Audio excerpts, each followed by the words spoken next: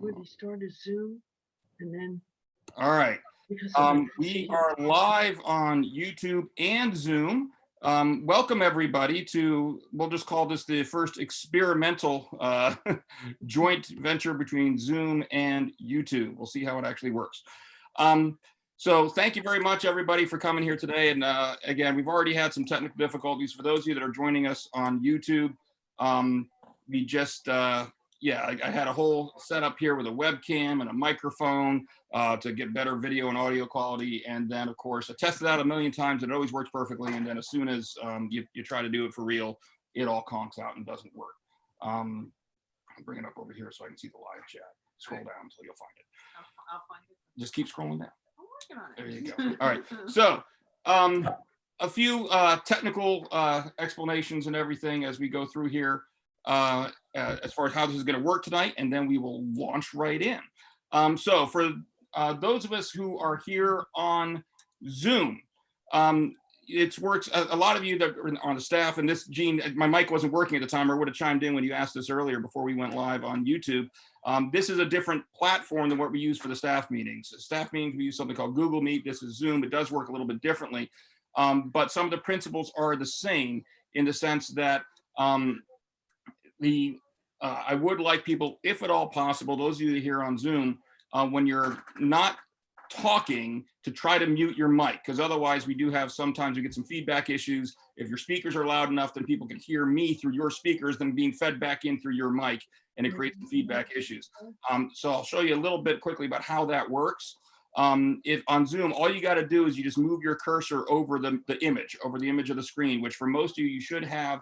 If you're on what's called speaker view right now, you should see a big giant picture of my head.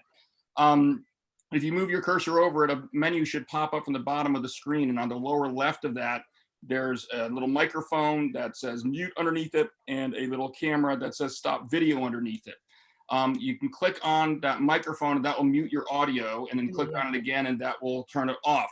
Mike Hinman says he does not like to be muted. I know that, Mike. Believe me, we've known you for a long time. So this will disappear once I start screen sharing. So we'll see. Okay. That's what your kids. My wife's wondering why I could see it here.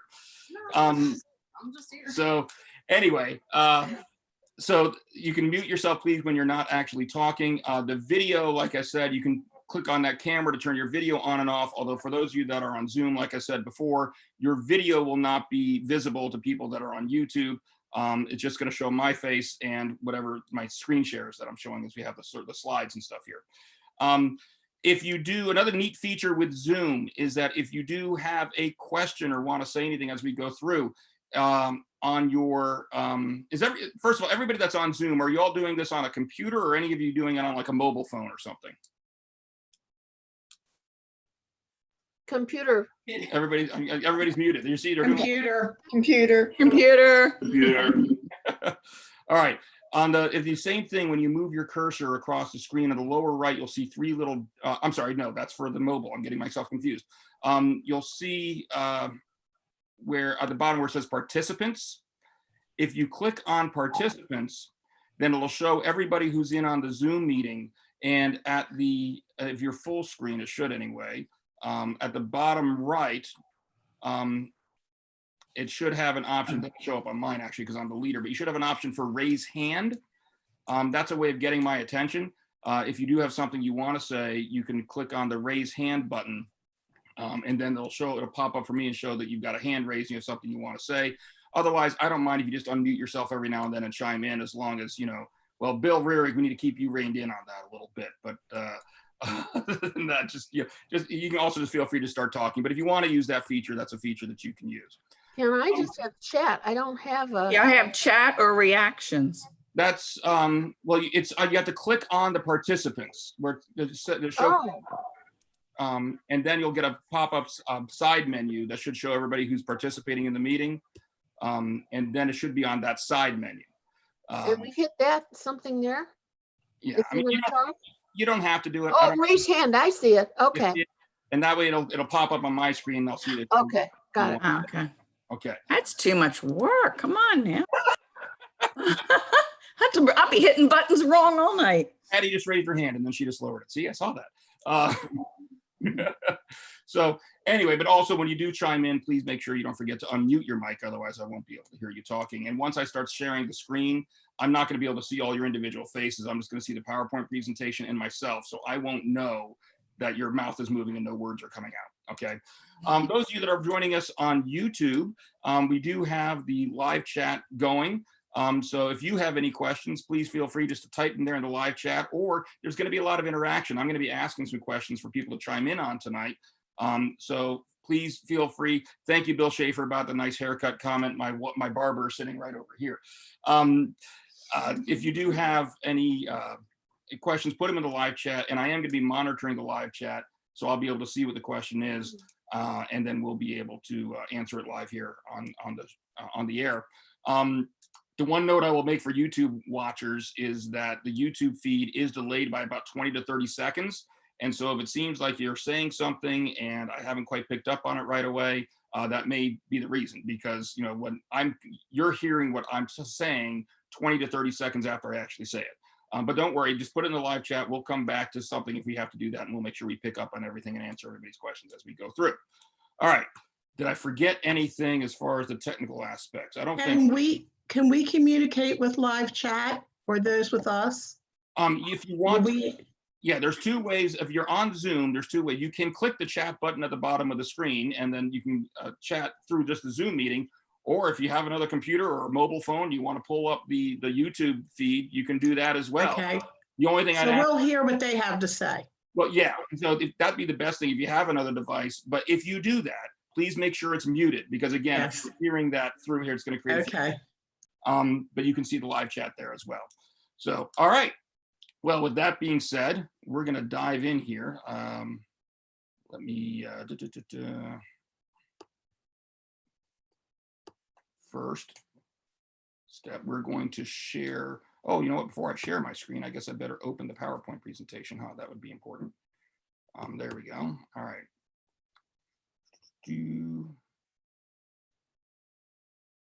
Okay, and of course, it's not giving me that option. Give me a second, folks, here. Again, you test all these things out. I've been testing it all afternoon. Don't you need the mic? And then, no, I don't. Not for that.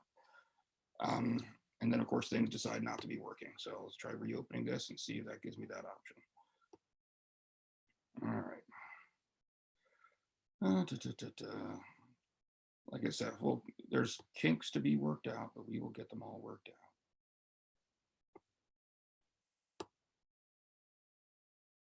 I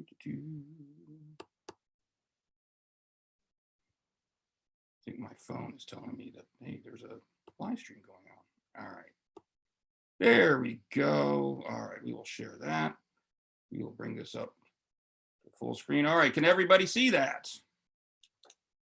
Nod your head. Yeah, I can still see you over here right now. Okay. Yes. So, all right. So this, welcome to Mere Christianity. we're gonna go through. This is one of my favorite books. As a matter of fact, there's a growing or a common phrase that next to the Bible, the very next book that every Christian should read is Mere Christianity.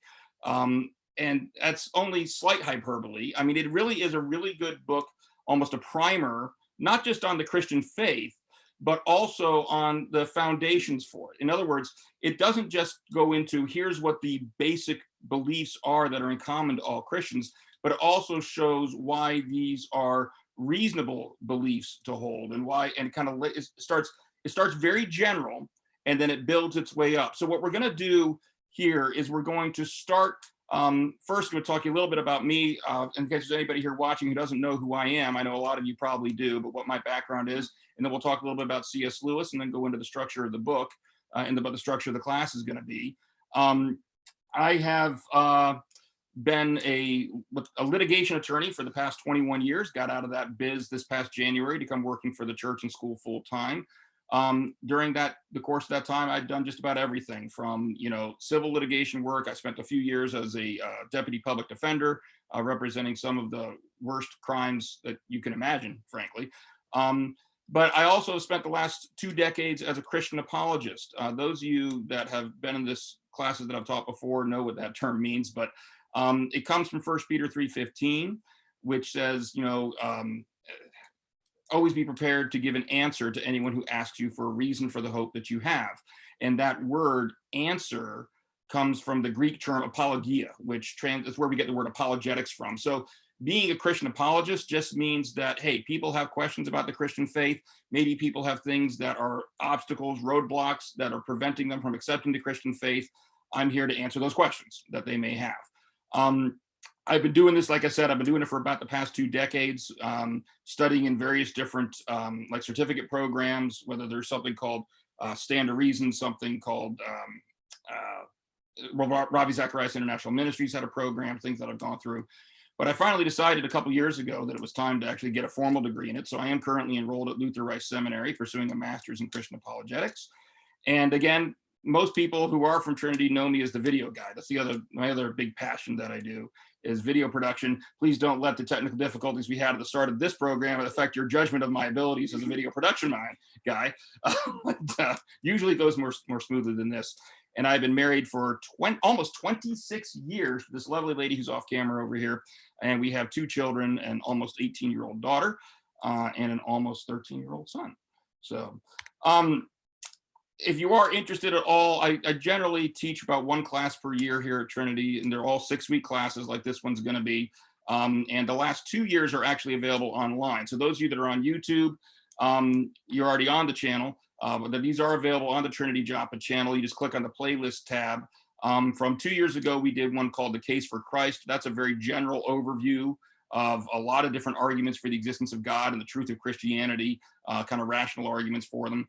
And then last year we did one called Cracking Open the Hard Parts of the Bible, which was about kind of the difficult passages. Some of the passages that maybe people think they're contradictory, or maybe they think that they paint God in a very bad light. Or just foster a lot of misunderstanding. So if you're interested in those are available online as well. If you do have any questions for me that you think of after the fact, and you just don't want to wait until next week to ask them, my email address is there on the screen. Also, if anybody is watching via YouTube this week, but is interested in possibly being part of the Zoom meeting when you see how much fun all us Zoomers are having this week, Jan's laughing. I see that chuckle there. Then you can shoot me an email and I can send you the Zoom invitation. You can join us here on Zoom as long as we don't overload it. Also, if you want a copy of the PowerPoint slides after the fact, you want me to email those to you, just send me an email and I'd be happy to do that. And the last thing I'll draw attention to is hopefully pretty soon, I do have a website that's going to come out that I'm using to kind of organize all the different classes and things like that, kind of topically. It's not out yet, although I do own it, so nobody else can snag it. You can't go out and buy that domain name. I already own that, and I've started constructing the website, but it's not up available yet. What? You never told me that. I did tell you that. Never mind. This is why you never teach a class with your wife in the room. So, all right. So let's move on here. What I want to do now is start out by talking a little bit about C.S. Lewis, because a lot of people know C.S. Lewis primarily as he's the Narnia guy, right? He's the guy that wrote The Lion, the Witch, and the Wardrobe. And that's true, but he did an awful lot more than that. I mean, he was an author, wrote a lot of fictional works, but he was also, well, he describes himself as a lay theologian. Lewis never went to seminary or anything, but he took great interest in a lot of these theological topics. And so he started studying them a lot. Now he was primarily a literature professor. He had academic positions both at Oxford and Cambridge during the course of his career. Now he was baptized as a child, but pretty young he fell away from the Christian faith. And he describes his upbringing as basically being an atheist. And it wasn't until he was 32 years old that he finally, after going through, and we're not going to go through his whole progression here, but he does talk about some of this in this book we're going to read here, about some of his journey back to the Christian faith. He went through a lot of steps. It really wasn't just a matter of atheist to Christian. He explored a lot of different things. But eventually, when he was about 32 years old, he finally did accept Christ again. He describes himself as the most reluctant convert to Christianity that God ever had. But he did, and then after that, he really did find a passion for it. He wrote more than 30 books. Obviously, everybody's heard of the Chronicles of Narnia, but he wrote not just Mere Christianity, the Screw Tape Letters. I know here at Trinity, we did a study on that a little while ago. The Problem of Pain is a great one about, dealing with pain and suffering and the problem of evil. So he's got a lot of really good books out there, but this one we're going to be going over is really kind of the foundational one. It's really the first one. So let me give you a quick overview of the book, because this is kind of a book that's not really a book. It wasn't originally a book. This was originally a series of radio addresses that he gave over BBC Radio from 1942 to 1944, while Great Britain was in the midst of World War II, actually. And so it actually does, for those of you that have the book already and have started taking a look at it, it does lend itself to almost being read like a devotional. It's divided up into, we'll get into that in a minute, but it's divided up into like 4 sections, and each of them has a certain number of chapters in it. And the chapters themselves are really short. Like tonight, for example, we're going to go over what he calls book 1, which is just a total of 5 chapters. But they are relatively short, so you really could do this. And if you're going to read along as we go through this, I'd recommend this, as you could read it almost just a chapter a day for 5 days and then take a few days off, and read it as kind of like a morning devotion or something like that.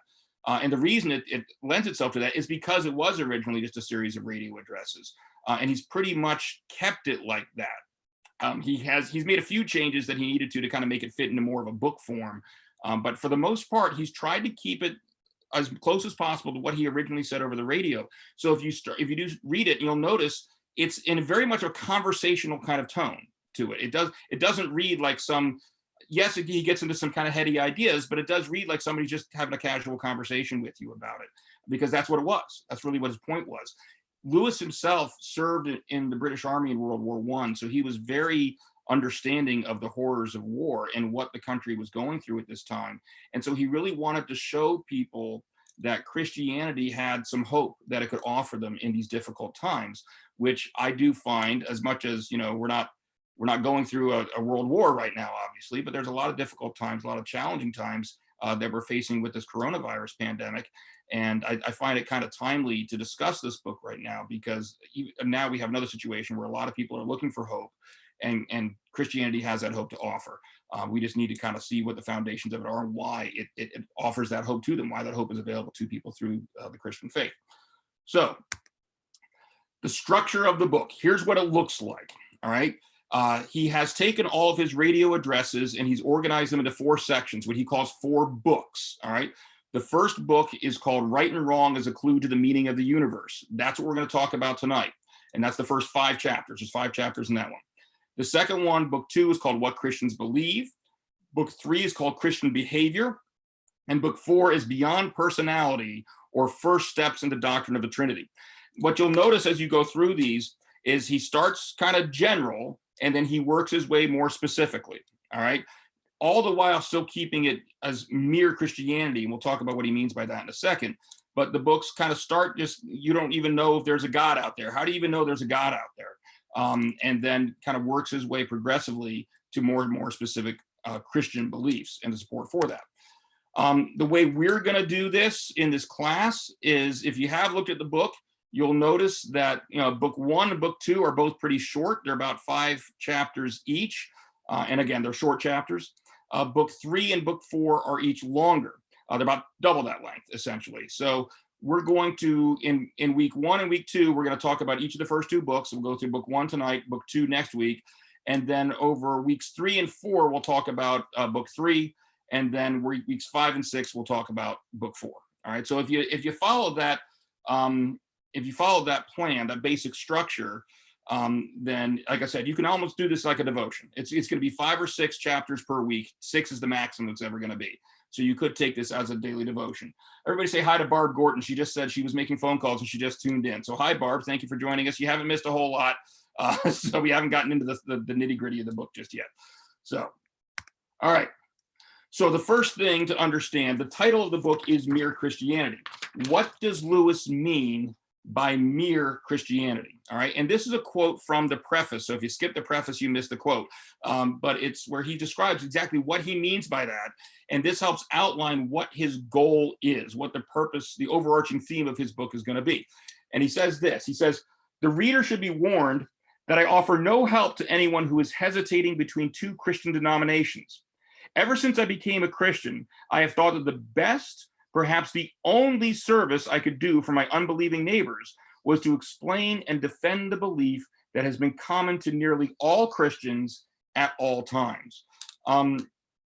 You wonder why, why this book is always connected with me so much, is because as a Christian apologist, that's also my goal. If you've got a question about the differences between Lutheranism and Presbyterianism. I mean, I might be able to answer your question because I've grown up in both traditions, but I'm not that guy. You know, the guy I am is the mere Christianity guy. Is my job as a Christian apologist is to kind of help people, assist people, because it's all the Holy Spirit's working. All right, it's to assist people with those obstacles that are preventing them from getting to the door. I get them through the door, and then I'll pass them off to the local pastor or whatever to work out the little theological things. My concern is the salvation, you know, and getting that mere Christianity salvation, and that's what Lewis's goal is in this book as well. Now, the way he gets there, all right, is he starts out in his first chapter by talking about something called the law of human nature. So all of you who are on YouTube, get ready to comment on the live stream. Those that are on Zoom, get ready to unmute your mics because the first question's coming, all right, the first discussion point. What Lewis does is he opens up his chapter by saying, imagine if you overhear two people quarreling, because he's British, and quarreling is a very British way of putting it. Here in America, we just say they're arguing, right? But in Britain, you say quarreling because it makes you sound more dignified, I guess. He says, imagine you have two people quarreling, and you overhear them say things like this, all right? How'd you like it if anyone did the same to you? Or, that's my seat, I was there first. Or another one he throws out there is, come on, you promised, all right? Now, if you were overhearing people having a disagreement and saying things like this, the question I have for you is this: what do these types of statements tell us about what the person making them believes or is assuming about morality or moral rules? Anyone have any ideas? I can call on people if it'll work better. Otherwise, we're going to sit here in silence for 20, 30 seconds till somebody on YouTube catches up with us and they start chiming in and say something. What do you think? There's no wrong answer to this point. It's the introductory question. What do you think they're assuming?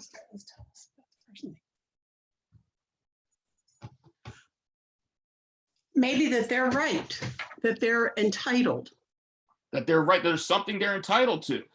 Gail says on YouTube here says, sounds like a guilt trip, right? There's some common themes in there. I think you're both hitting on something. Here, Lisa Brown, that there is a right and wrong. Do you see how all those are tying in together? Is that they're assuming that, you know, they're right and the other person is wrong, which means they're assuming there's got to be some kind of standard that they're appealing to that determines what's right and what's wrong. And they're on the right side of that standard, and the other person is on the wrong side of that standard, right? It's an implicit assumption anytime you get into a disagreement with someone. All right. The way that Lewis puts it is he says people assume that there is a law of fair play or decent behavior that we're all subject to. They're not simply saying the other person's actions aren't pleasing. They act as if there is some actual real standard of moral behavior that the other person is violating. All right. There's something really up there above them. Doesn't matter what they each think, right? And that's what it means. When he says that it's not that the actions of the other person aren't pleasing, it's not like they're just saying, oh, I happen to have a difference of opinion on that. They're saying, no, you're actually, regardless of what I actually believe, you're actually doing something wrong here, all right? And this is an example that I give to help clear this up for those of you that have been in classes with me before. I've used this one before. To understand what we mean by some standard above us that determines who's right and who's wrong. Let's imagine for a minute that Joe's walking down the street, and every time I give this example, I think I reverse the roles, but for tonight, Joe's the one walking down the street, and he's whistling and having a merry little time. I'm not gonna whistle too hot in my office, my lips get dry, I can't whistle in here right now, but then he's whistling along, having a merry little day, and then Steve is hiding in an alleyway. All right, and then Steve, just out of the blue, with no provocation whatsoever, jumps out of the alleyway, bam, punches Joe right in the face, all right? Joe falls to the ground. He gets up, says, ow, of course, and probably something along the lines of, what'd you do that for?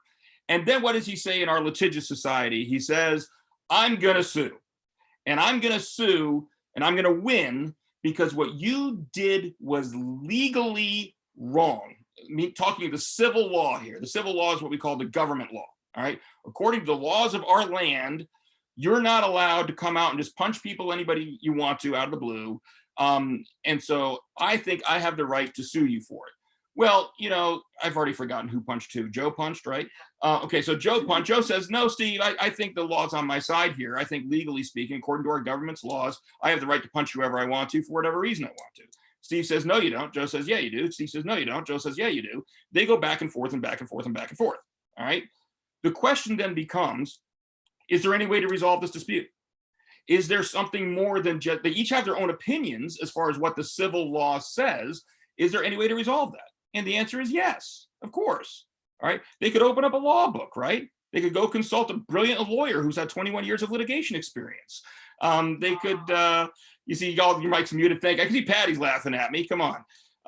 But they could, or they could go to court. Now, a judge, if they go to court, a judge is actually going to tell them, right? One of you is right, one of you is wrong. And it's going to say, Steve did the punching? Joe punched?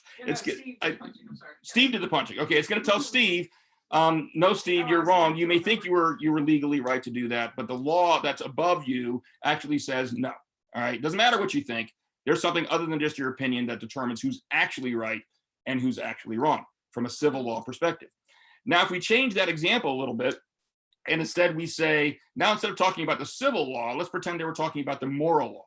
All right, and so one punches the other one. I'm not even going to try to use names anymore. One punches the other one and says, I think that you were morally wrong to punch me. And the other one says, no, I was morally right, morally wrong, morally right. They go back and forth, back and forth. They each have a difference of opinion as far as whether they were morally justified in doing what they did. But is there, just like there was that law book that tells us who was actually right and who was actually wrong, is there a moral law, a standard above both of their opinions that decides who is actually morally right and actually morally wrong? That's what Lewis is talking about as the law of human nature. Now, we as Christians, and we're not going to get too nitty gritty into how this all plays out here for this class. If you're interested, if you really are deeply philosophically minded, actually, the last 3 episodes of Pocket Size Apologetics that airs every Friday actually go into this in far more detail. But as far as Christians are concerned, we say, yes, there is this moral law above us, and it comes from God, right? Now, Lewis isn't necessarily going that far just yet. He'll get there. But right now, he's just saying there is some moral law above us that's called the law of human nature that determines whether Joe or Steve is right as far as what the moral law says. All right. And as further evidence that we all believe this, whether we say it or not, all right, we all implicitly believe that there is this higher standard, that there is this moral law out there. Look at this lovely example we have right here. What we have right here is Joe Thief has just taken some money from Steve Moneymans over there, and Joe Thief is running off with Steve Moneyman's money, and Steve Moneymans is saying, I think stealing is wrong. That's my personal opinion, but you, Joe Thief, you obviously think it's okay. So who am I to judge? Here, take some more of my money. All right. When was the last time you saw somebody who was the victim of a robbery of this sort actually react in that manner? They don't, do they? I mean, so implicitly, when we are the victim, when we feel that something has been wrong to us, we act as if there really is some law of human nature above us, that this person has done something actually wrong to us. All right. So that's your first hint that, you may have people that try to deny that there is this moral standard above us. But as a practical matter, we all believe that it's there, whether we vocally say that or not. And here's a really good example of way of thinking about it that comes from Greg Koukl. A lot of people, you'll hear this all the time. Well, you shouldn't judge one person's morality. What they think about morality is what they think. What you think is what you think, and who are you to judge?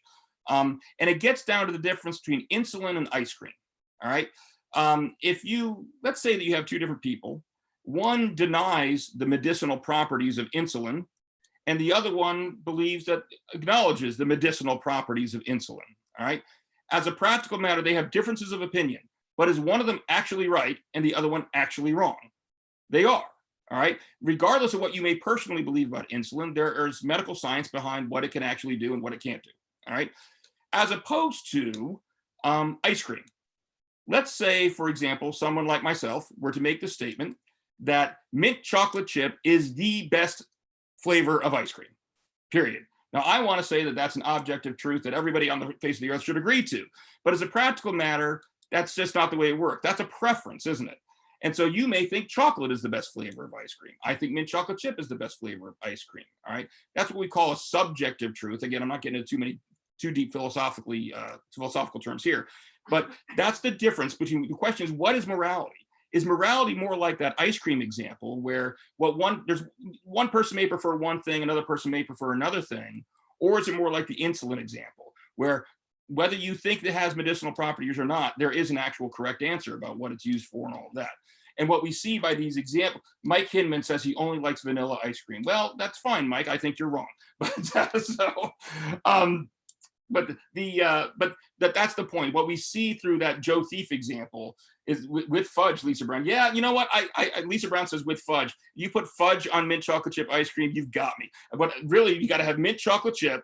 And I don't need any other flavors, just mint chocolate chip. You put some chocolate fudge on there, some whipped cream, a cherry. And here's the key to topper. You have to have the cherry sauce, the juice, right? Don't just put the cherry. I put a spoon in there into that cherry jar and get out some of that juice and put that on there. Mwah, perfect sundae, okay? But I could concede that not everybody's gonna agree with me on that. And so the question here is, what's morality more like? And what we see from that Joe Thief example is a lot of people may say they think morality is like ice cream, but we all act like it's like insulin. So when the chips are down, that's what we really believe about it. All right. So another thing I want to show is tie this in with scripture. All right. If we look at Romans chapter 2, verses 14 and 15, look what it says. Ben, I thought I saw Ben Lander was on the YouTube channel or chat earlier. Ben, I owe you an apology. I actually brought these verses up at Trinity Talk Live this past Monday. But I gave the verses wrong. I think I said it was 17 and 18. Sorry, it was 14 and 15. But here's what I was trying to talk about. It says, indeed, when Gentiles who do not have the law do by nature things required by the law, they are a law for themselves, even though they do not have the law. They show that the requirements of the law are written on their hearts, their consciences also bearing witness, and their thoughts sometimes accusing them, and at other times even defending them. All right. And that's where scripture kind of affirms what Lewis's first main point here is in this chapter. His main point is there is such a thing as a law of nature or decent behavior that is known, at least to some extent, to everyone. All right. And you're going to see as we work our way through these how we builds on this. But this is the first step in the foundation that he's trying to lay. All right. Now, he then addresses an objection that he hears from a lot of people, and this is a time, get ready to chat, get ready to unmute your mic. Next question is coming. All right. Here's what Lewis says. He says, I know that some people say the idea of a law of nature or decent behavior known to all men is unsound because different civilizations and different ages have had quite different moralities. So my question for you is this, in the general sense would be, is this objection true? Is it in fact true that throughout the ages, all these different cultures have had widely and drastically different moralities? What do you think? Go ahead, time to chat.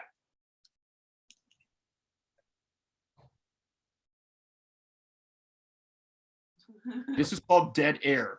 See, we got people in the Zoom. Just tell me what you think. I'm just thinking back to the time when there were kings and queens and they were supposed to be prim and proper, but if you find in any history, they were anything but prim and proper. They were very, let's just say, not as moral as they tried to show the outside world that they were.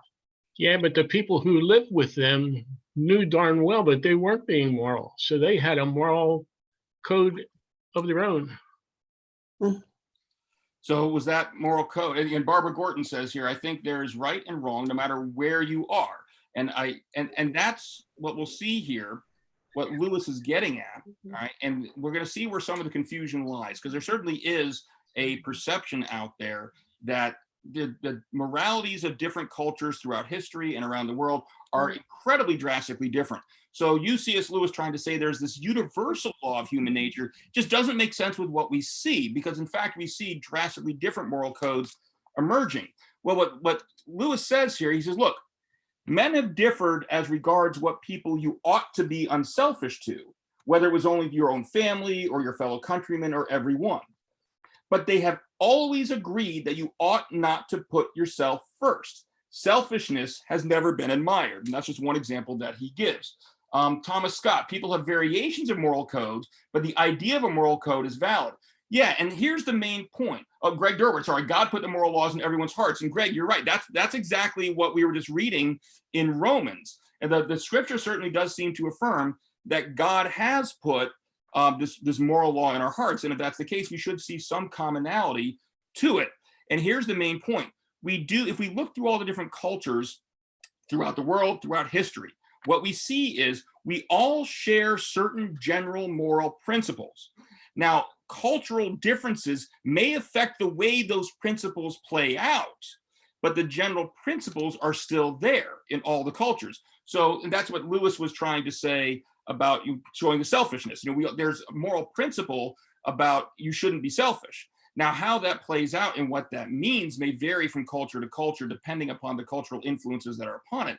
But if you look at the surface, it'll look like there are all these drastically different moral codes. But if you really start investigating and looking more carefully, you start to see they all boil down to these same general principles that are shared throughout.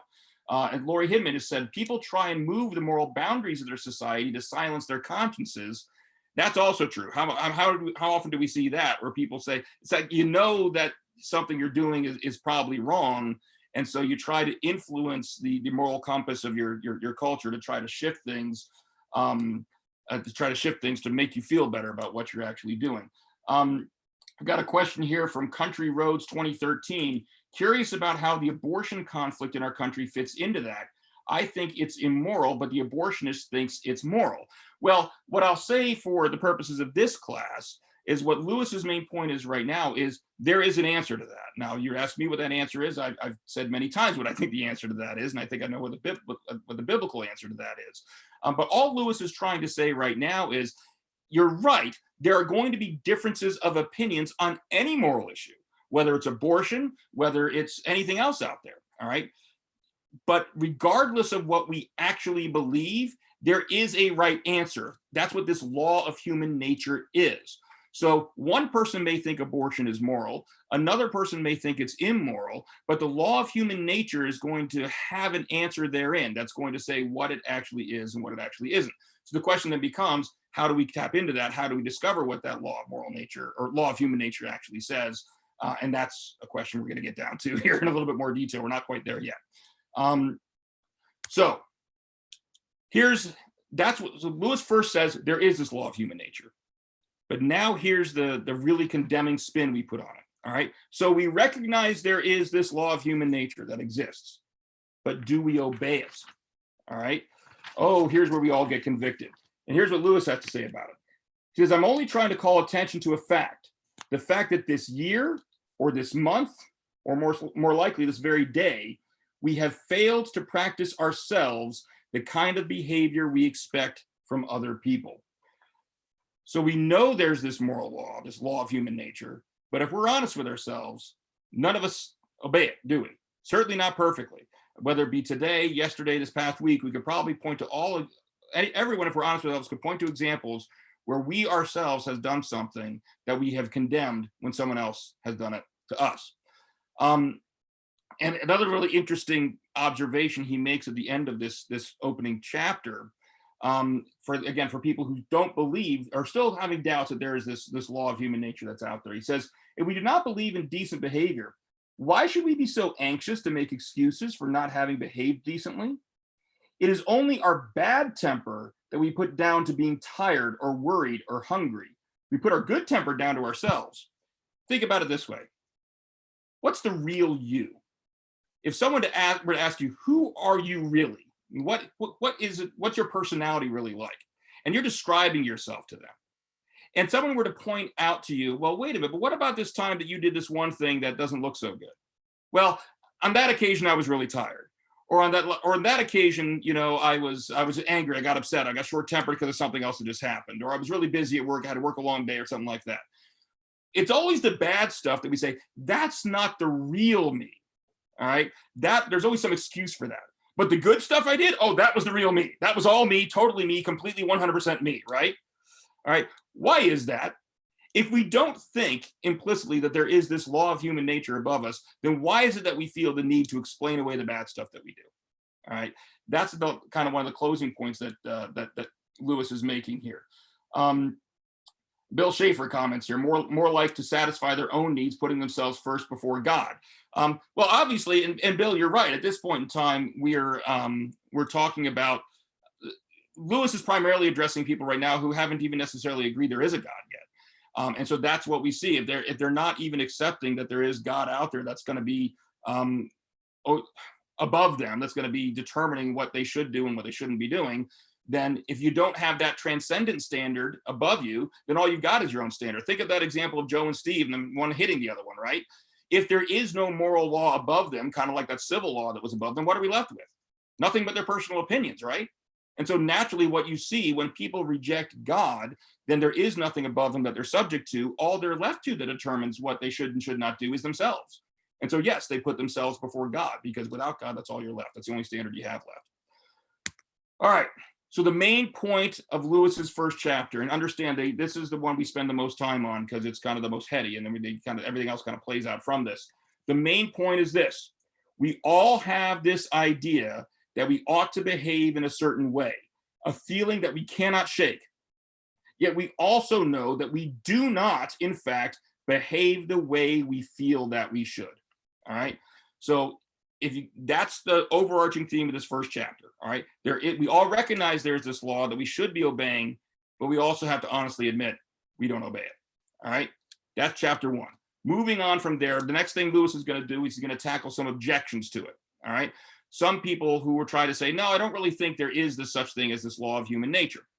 And he says, first of all, first objection is, isn't it just herd instinct? All right. Isn't it just, something that that our community, even if it's not personal opinion, all right? Remember that example I gave with Joe and Steve, we said it's just what Joe individually thinks and what Steve individually thinks. What people who raise this objection will say, no, it's not just what they individually think, it's what the community as a whole or the culture as a whole we've developed these instincts, evolutionary instincts, whatever, all right? And it's those instincts that drive us to do certain moral things. So let me ask you this question. Here's the next question, time for people to chime in. What does it mean to be driven by an instinct? And is there a difference between like wanting to do something we instinctively want to do, and feeling that we ought to do something, whether we want to do it or not? Does that make sense? In other words, let's make it simplified for starting things out. Let's see, Bill Schaefer says, for the time is coming when people will not endure sound teaching, but have itching ears. They will accumulate for themselves teachers to suit their own passions. It's the same thing, Bill. You're absolutely right. That's what we're talking about when you set yourself up as the standard. But let's talk about instinct. Somebody tell me, what is an instinct? Just in your own words, define that for me.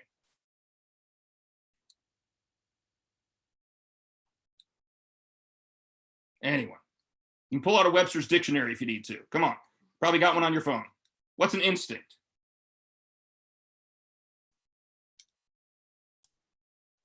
It's something you feel. You just feel it inside of you, I think an instinct is. Yeah, something you feel inside of you. Almost. Gene, did you want to say something? You were leaning forward. I think your mic's muted, Gene.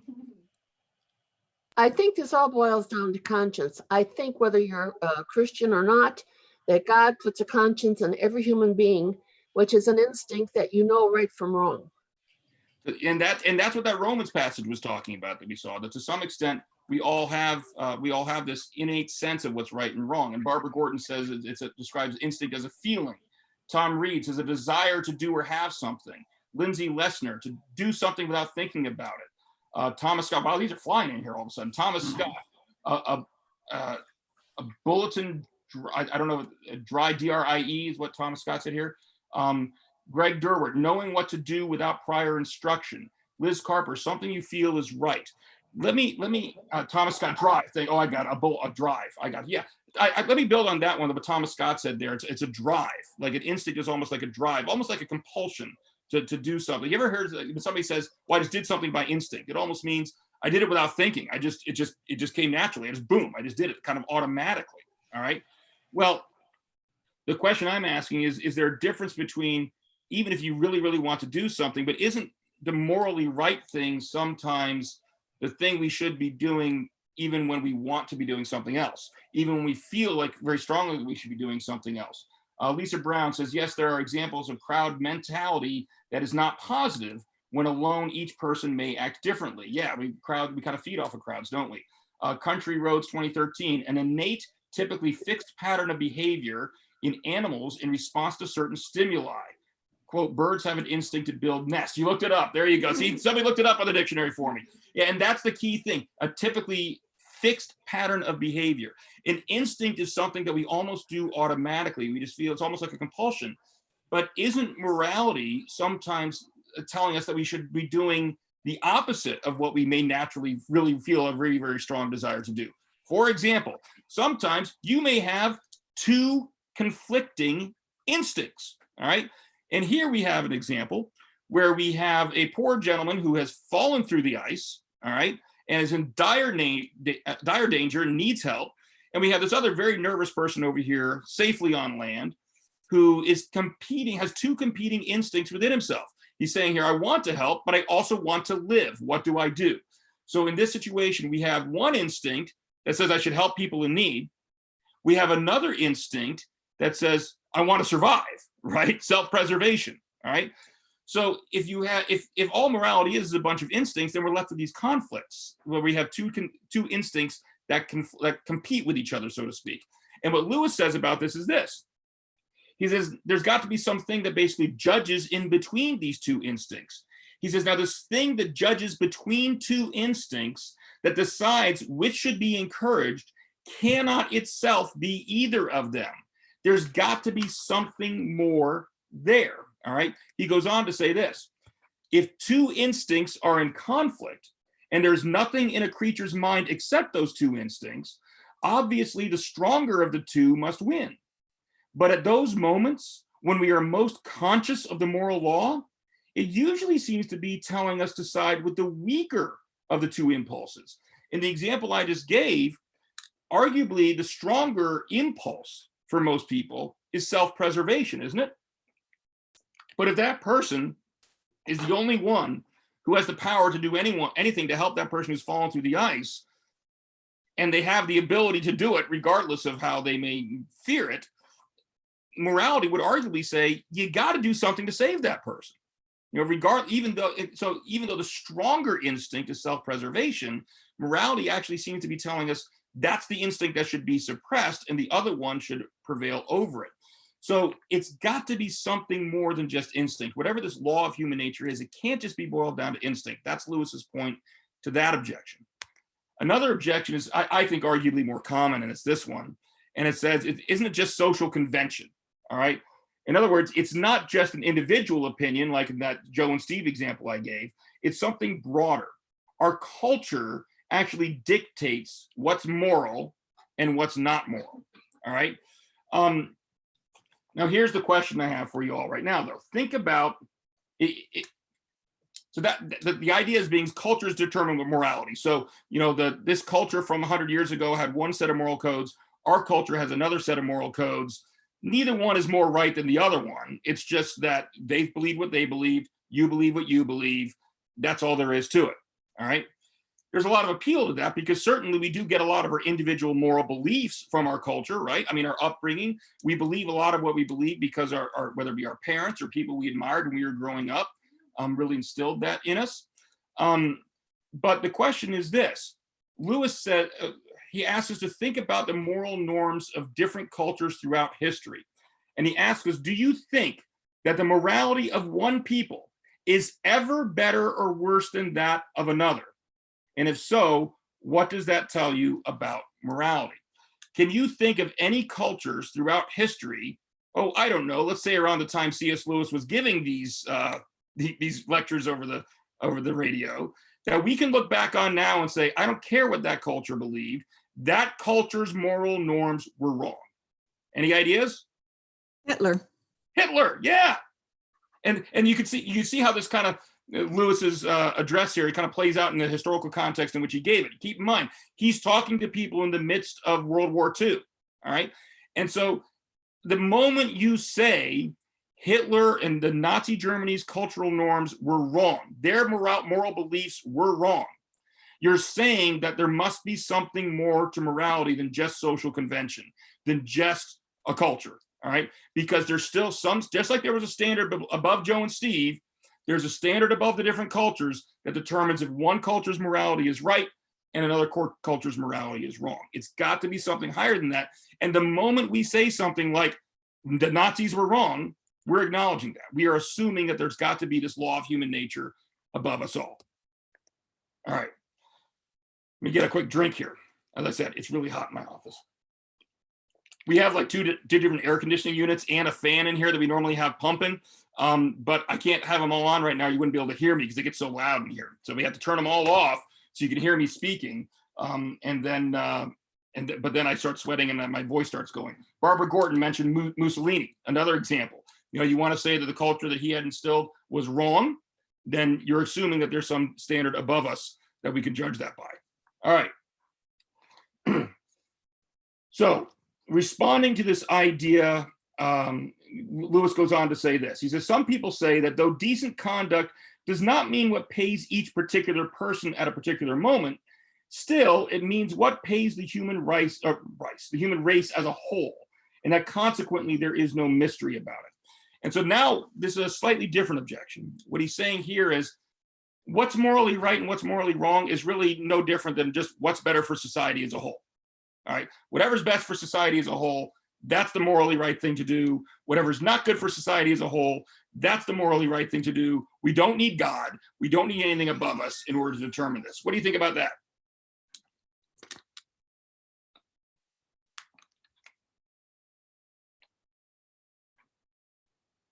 And give you all warning to unmute your mics this time. I think I can actually force someone's mic to be unmuted, I think. Let me see.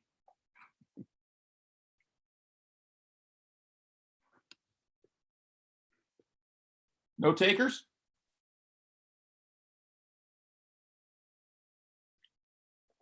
All right. Let's see what Lewis has to say about it. To people who say that morality is nothing more than just whatever's best for society as a whole, he says this: if we ask, why ought I to be unselfish? And you reply, because it's good for society. We may then ask, why should I care what's good for society, except when it happens to pay me personally? And then you will have to say, because you ought to be unselfish, which simply brings us back to where we started. In other words, a lot of people will try to define morality by saying that that it's just what's good for society. But then the question just asks, well, why should I care about that? Why should any individual person care about what's good for society if it's not what's good for them individually? And so, but we would still say that the individual person has certain moral duties they have to do. Lori Hinman mentions here, who defines the word best? That's a great question, Lori. Who does define what the word best is? When you're looking at these things, we say, well, the morally right thing to do is what's best for society. Well, how do you determine what's best for society? You still have to someone decide what that is, right? And which still requires some standard above us to determine what is best for society. Barbara Gordon says, these are deep thoughts. I can't think that fast. I agree with you, Barbara. Thomas Scott, society has changing standards of what is best. Yeah, exactly. So that you can see where if we all seem to implicitly assume that there's some fixed standard above us that determines what's right and what's wrong, then that standard can't just be what some society thinks, because society is always changing what it thinks is right and what's wrong, right? And Greg Derwitz says, no, what may be good for society may not be morally right. And that's also potentially true. We have a motto that we follow in my family. It's kind of a personal motto that we stole from a movie a few years back. And the movie was called Come What May. And the motto is do the right thing, come what may. All right. And sometimes there are sacrifices that we're called upon to make. And what the right thing to do is may not always have a good outcome for us personally, for the family as a whole, for even a larger group, but it still is the right thing to do. And so that's do the right thing, come what may. All right. So here's the main point that Lewis is making here in this second chapter. All right. There must be something more to morality. It cannot be simply what is best for society. And whatever it is, it transcends, that's our big word of the night, it transcends our individual desires or even what benefits society as a whole. Transcends just means it's above us. All right. Just like that civil law book is there that we can refer to no matter what our opinions are about what should be legally right and legally wrong. There's this moral law that is there regardless of what we think should be morally right and morally wrong. All right. And these objections don't hold up. All right. So now let's start talking God, shall we? Moving it. Any questions so far as the first two chapters are concerned? Going once, going twice. Giving it a second to see if the YouTube people can catch up to us. If you do ask a question, I'll come back to it. I promise if I've already moved on. So I know you guys are a little bit delayed, about 20, 30 seconds behind us. So chapter 3, what lies behind the law? So we know there's this law out there. What's behind it? And Lewis opens this chapter by talking about two different views of reality. The first one he calls the materialist view. The people who are materialists believe that the physical world is all there is. All right, the hard stuff that you can touch, you know, whether even go down to the level of atoms, that's all there is. There is nothing other than our material world. Now, the second view of the reality of what the universe is like, Lewis calls the religious view. He's actually gotten a good amount of criticism for that, because that's not really quite accurate. What he describes as being the religious view is what is behind the universe is more like a mind than it is like anything else we know. Now, that is surely that is what the Christian view is. And it's what we might call a deistic view or a theistic view. Deism is just basically the belief that there was a God who created the universe and then has been hands off ever since. All right. Theism is the view that there's a God who created the universe and it still continues to be involved in it. All right. And that's obviously where Christianity falls. But there certainly are religions that think there is some transcendent morality, transcendent whatever, transcendent reality that's not like a mind. I mean, I'm not going to go, this isn't a comparative religions class. We won't go into that. But you get into some of the Eastern religions, they think that whatever that transcendent thing is, it's not a mind at all. It's not a person. It's an impersonal reality kind of thing. So Lewis is overstating it a little bit when he says this is the religious view, but it is the Christian view of what reality is like. All right. We believe that there, in addition to all the physical stuff, there's also a spiritual world, right? There's God. All right. Now, the question is, how do you figure out which one's true?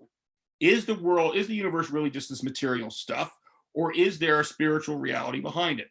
And what Lewis says on this count, he says, first I need to flip my page.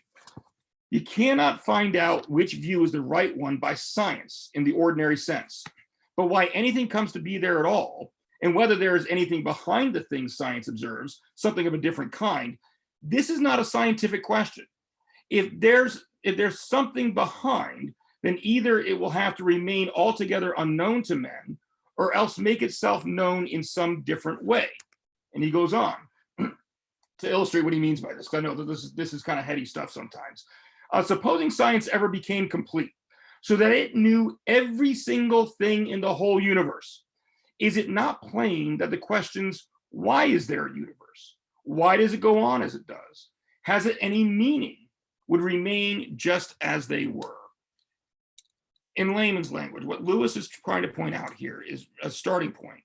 There are certain questions that science is just not equipped to answer. I mean, if you think about it, what is science? Science is observing physical realities, right? It's looking at what happens in the world around us and then conducting some experiments, maybe to try to make some predictions about how things will behave in the future, things like that. Let me ask you this question. Get ready to unmute your mics. What types of questions can you think of that science will never be able to answer?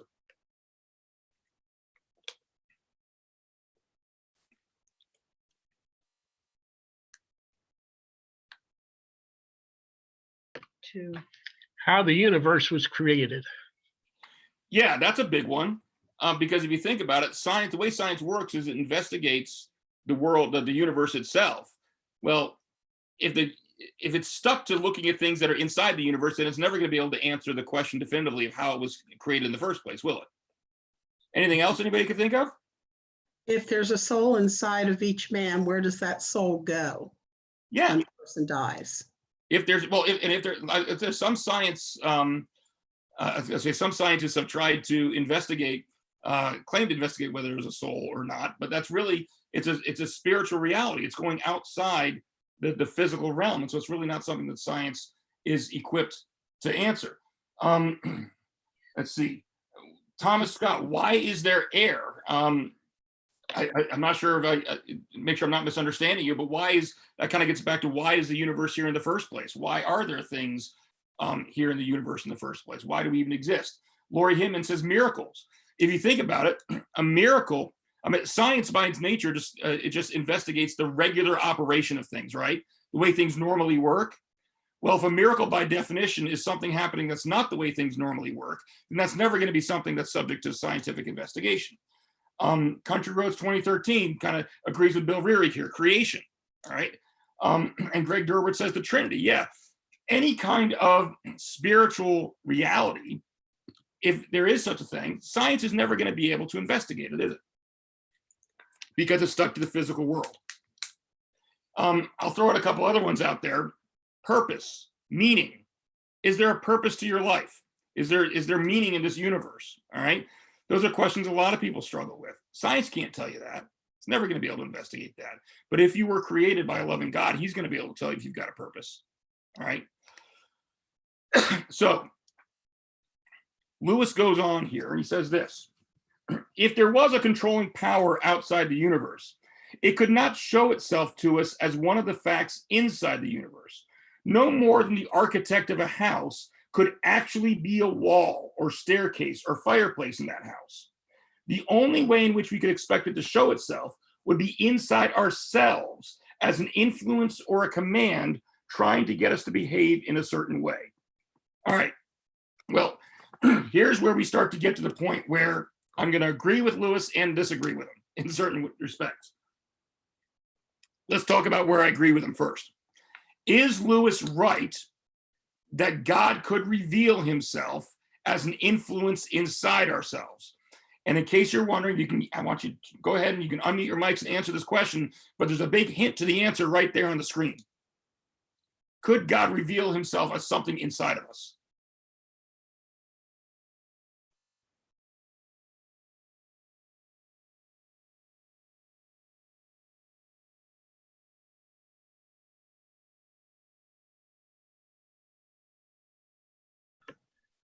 According to Romans, the answer is yes. Yeah, according to Romans, the answer is yes. And this is what we talked about. It's the same passage we looked at before that says God wrote his law on our hearts. This is our conscience, right?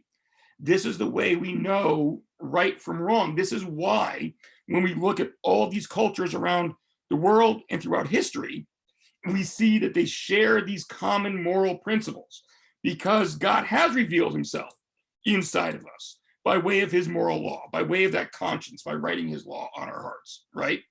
Now, that's the point of agreement. Let's get to the point of disagreement. Lewis also says that this is the only way God could reveal himself to us. Do you agree that this is the only way? The only way God could reveal himself to us is through something inside of us, through our conscience.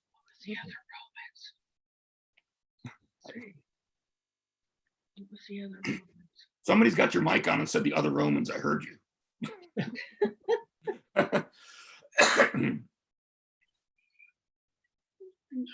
God reveals himself in nature, in the service of us to others, and in questing for answers to life's big problems. Yeah. And there's an even bigger one that you guys haven't picked up on yet. It's that first question. Ultimately, isn't Jesus Christ? And Jesus Christ was God among us, right? Revealed to us. Yeah, that's a pretty big one. And how about the Bible? I mean, God inspired these writings to tell us about his plan of salvation, to tell us about him. And so there certainly are many other ways God can reveal himself. Greg Derwitz says, how about those miracles? Yeah, exactly. I mean, there are certainly other ways God could and has revealed himself to us. So I don't know if Lewis really meant that the way he wrote it, the way he said it, it came out. But when he says this is the only way God could really reveal himself to us, Thomas Scott, God physically revealed himself. Yes, he revealed himself in the person of Jesus Christ. So there certainly are other ways that God could and has revealed himself to us. Lindsay Lessner, God has revealed to us through other people's actions. Mm-hmm. That kind of gets a little bit to what I think you were saying there, Bill. So, and then Romans 1:20 flat out says that, for since the creation of the world, God's invisible qualities, his eternal power and divine nature have been clearly seen, being understood from what has been made so that people are without excuse. Now, what I want to make sure we're clear about here is, yes, God does reveal himself to us through the law that's written on our hearts. That's what we talked about, that passage from the 2nd chapter of Romans. And he reveals himself to us through his creation. We can look at the world around us and learn something about him. That's that Romans 1:20 passage. It is a mistake to think that you're going to learn everything about him through just those two what we call general revelation. All right. Special revelation is the Bible. I mean, it's his written word. With the written word, you don't have to wonder, how am I interpreting this particular fact of nature correctly or not? God spells it out for you. All right. And so by revealing himself to us through the scriptures, we get a much even better understanding of him than what we would get through looking to nature or our conscience. But that doesn't mean that we can't learn anything about him through nature and our conscience. All right. And to again explain why I disagree, to use Lewis's own architect example against him. All right. He's correct when he says an architect can't become a wall. An architect can't become a whatever, some other house feature. All right. The floor. But if you were to look at a house that an architect designed and an architect built, couldn't you at least tell something about the house, about the architect rather? Maybe not everything about the architect, but you'd be able to tell, for example, about that they have a talent for designing things that are structurally sound, right? You might be able to tell what some of their artistic preferences are, based on whether it's a very modern house or a traditional house, a colonial style, things like that. And just like a work of art, if you look at a painting, it tells you something about the painter. Maybe not everything under the sun, but at least tells you something. And so I think Lewis kind of overstates things a little bit here when he's saying that this is the only way God can reveal himself. But it definitely is a way God has revealed himself, through the inside, through our conscience. All right. And to get another point of disagreement I have here with Lewis, he goes on from there. Well, I guess I should say this is I agree and disagree kind of moment. He says, do not think I am going faster than I really am.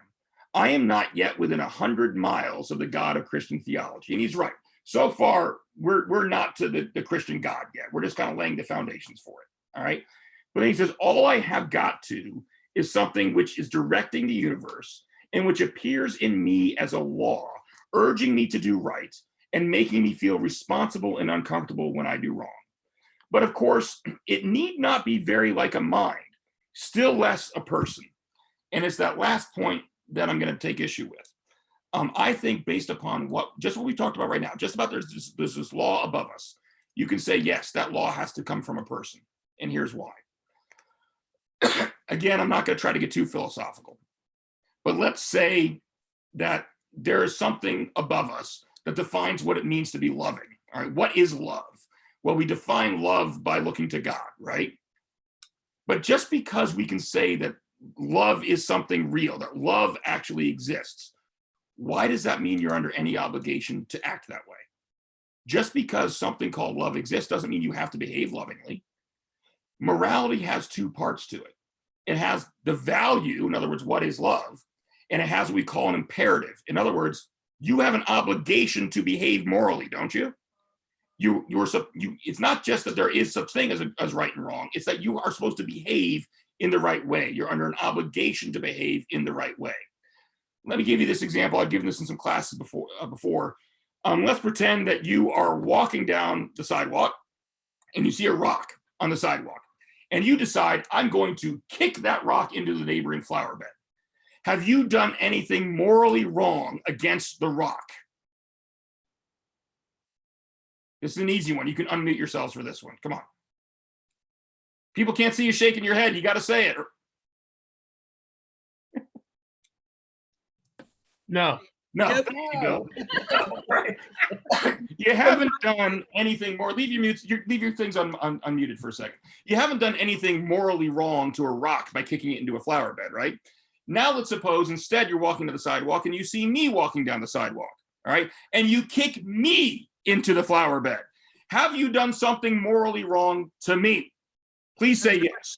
That's such a tempting question. Well, what's the difference? The difference is we only owe moral duties to people, not to rocks. All right. And that's because we're both created by the same God. Right. And technically God created the rock too, right? but it's Yeah, because but he also created animals. You have to Yes. be- and that's where we get into, and these are really deep theological conversations worth having, of course. What is our obligation to animals? But we definitely can see at least this much. All right.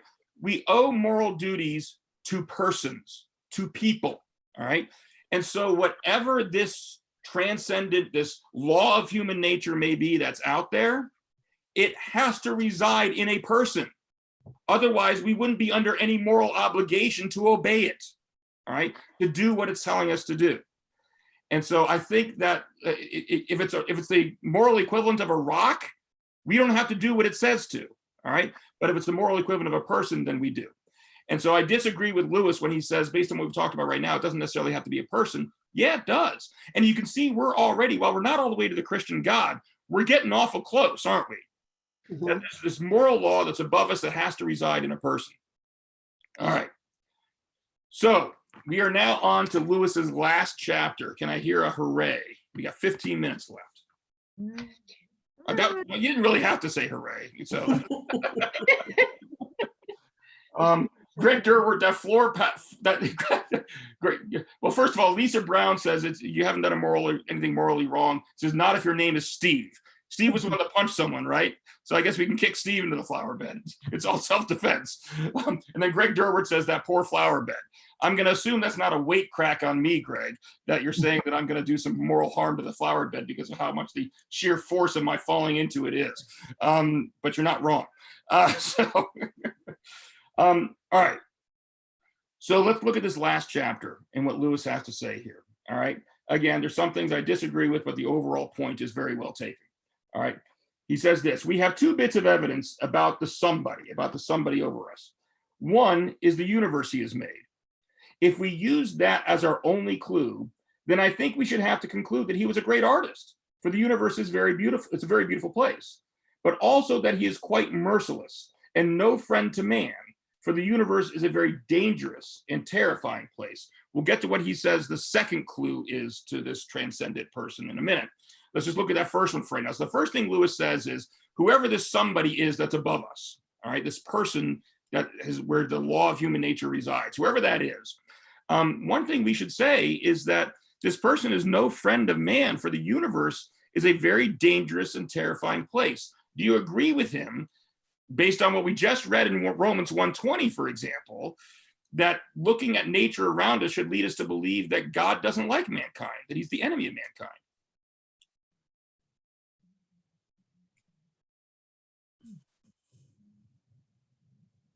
Anyone?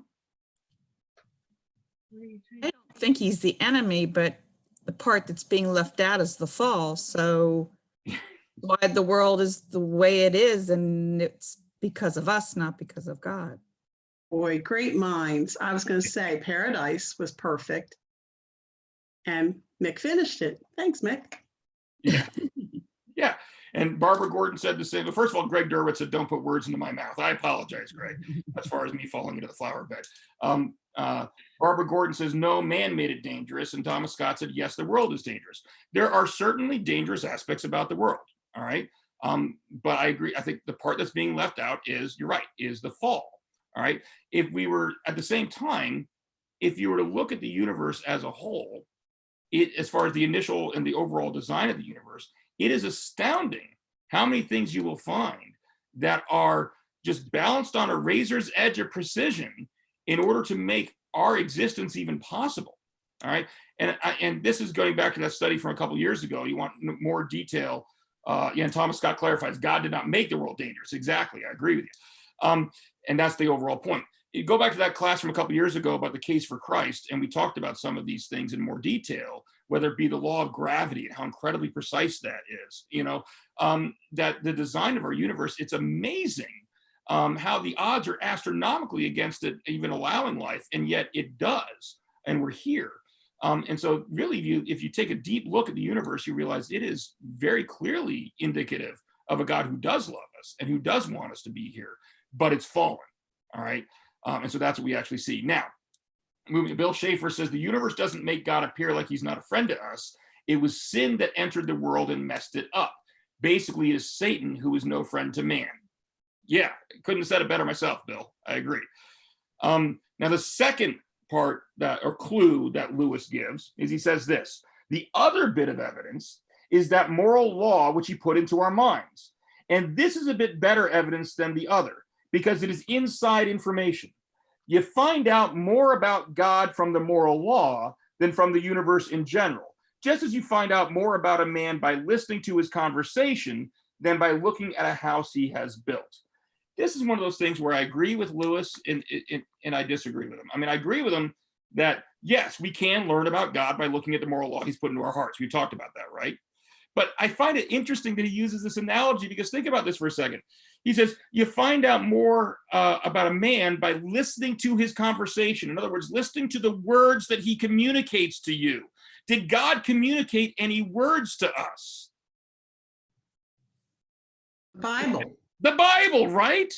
I mean, his analogy just screams the Bible, all right? That really, yes, I agree with you that we can learn about God through this moral law that he put in our hearts, but that's not the best way, Mr. Lewis. I disagree with C.S. Lewis on that. The best way is going to be his actual revelation, all right? The Bible, the words he put out there to us. Just like Lewis says, you know, that you're going to learn more from someone's conversation than you are trying to interpret things about them by looking at something they made, like the architects and the building that he made. Yeah, but if you're looking at what God made, his house is the world. So you do interpret.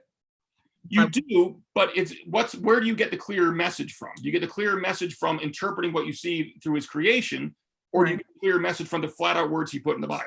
I guess is my point. From the Bible, yeah. So you're right, you can learn from both, and there is room to learn from both, and we should learn from both. But scripture's primary, okay? And if you see something in nature that maybe is open to a different, maybe some different interpretations, you're wondering which way to go, you know you've got scripture there. It's going to be a better and more clear revelation. So that's what's got to be primary. Country Roads 2013, the scriptures tell us much about God. Yeah, exactly. That's the point. So I kind of chuckle when I see Lewis's analogy there, because I think it kind of illustrates, in his very analogy, illustrates what's wrong with the point he's trying to make. Thomas Scott says, Lewis is taking this a little more slowly. I agree with you. A man's conversation could be those of the Bible. Yeah, and that's a fair point.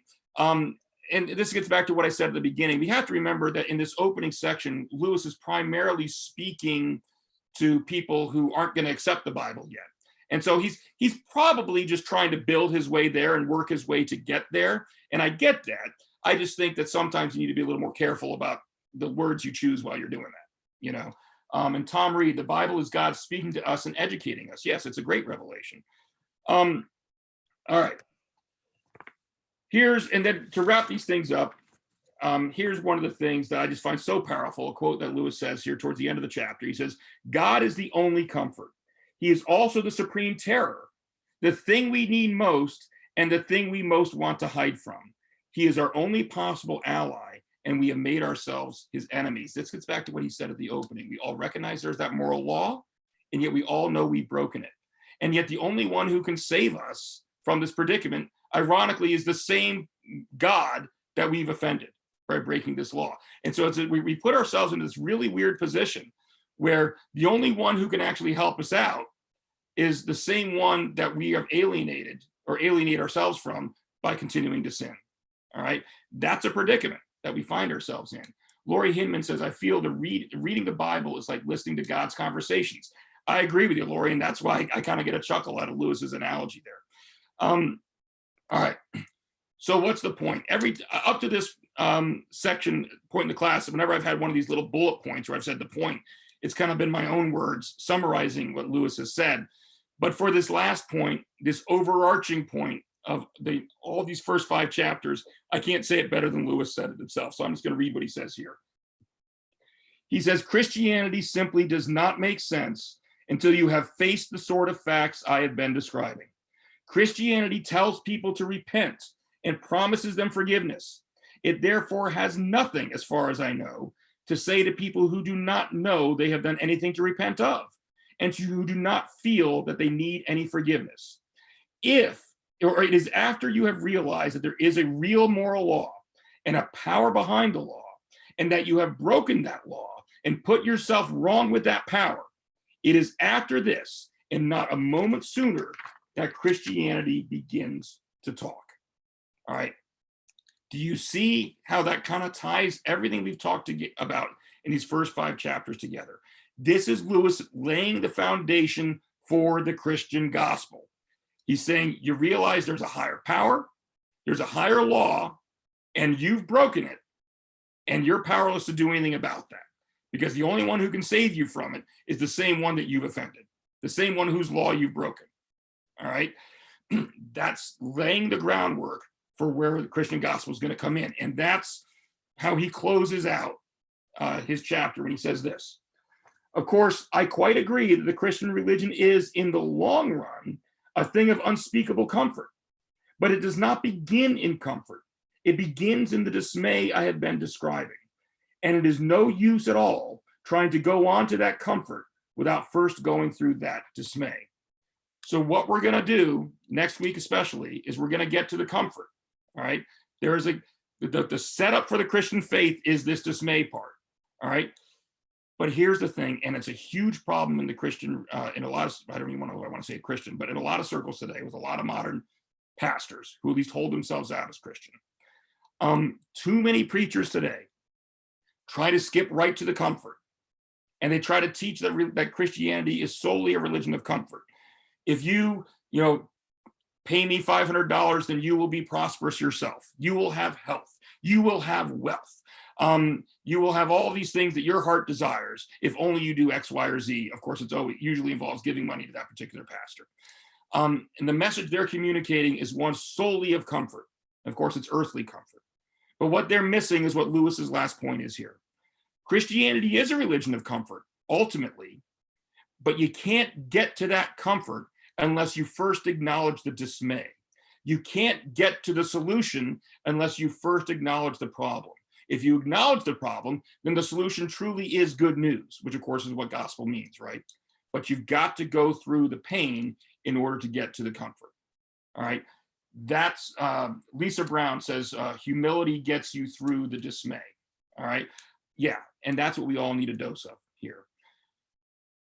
Do we see what Lewis did here? He is now through this first chapter, he has laid the groundwork for the Christian gospel. So next week, he's going to start talking about what that gospel is, but from a mere Christianity perspective. He's not going to get into denominational differences, although we might have a little conversation next week about how much he succeeds in that.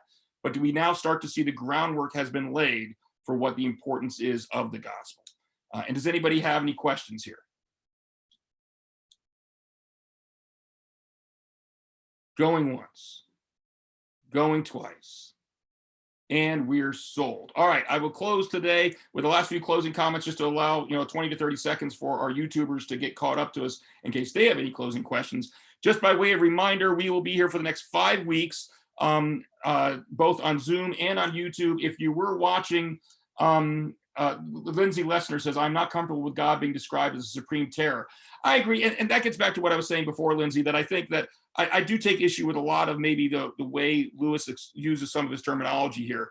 I think you've got to be more careful with that. I understand what his overall point is trying to be. What he's trying to say is there is a healthy fear of God. We hear that a lot, right?